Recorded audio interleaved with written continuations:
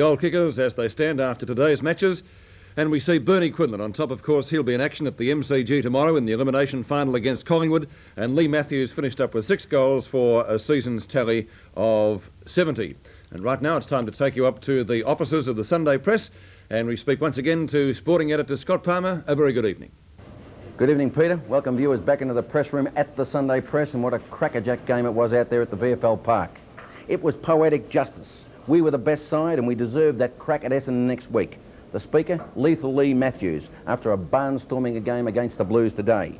Lee also disclosed that he nearly didn't play today. He has a badly injured calf and it was touch and go whether he took the field.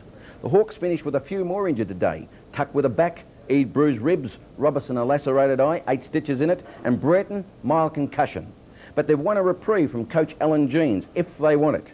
They don't have to go to the elimination final today unless they're keen to see Fitzroy and Collingwood battle it out. Jeans said he thought the Hawks wrapped it up in the first quarter today against that big wind at Waverley. He also said that 3 of his 4 injured players that were left out of the game will be right to tackle the Bombers next week. Carlton's Rod Austin is in Warringal Private Hospital. That's out near the Austin, having a depressed fracture of the cheek fixed tonight.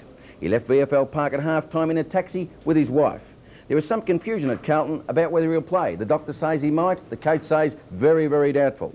Ken Hunter, though, looks certain to miss next week with badly torn thigh muscles. The Carlton ranks are really thinning. Coach David Parkin warned his top full forward Warren Wealth about not talking to the media today after his magnificent goal-kicking effort. Some of my colleagues out there weren't particularly pleased with what Parkin had to say. He did say, however, he was pleased with the Blues' commitment for 4 quarters today. He said the coaches at Princes Park will meet at 11 a.m. tomorrow to work out the training schedules and look at the injury list for next week. His back pocket, Des English, will front the tribunal on Monday night for allegedly striking Brereton with a right forearm in the second quarter. Fitzroy's Robbie Walls won't make a decision on his interchange men for tomorrow's match, until he wakes up tomorrow morning and looks at the weather. He has Parrish, Graham Osborne, Scott and Jamie Cooper standing by. Cooper could be a surprise if Lee Carlson isn't fit to play.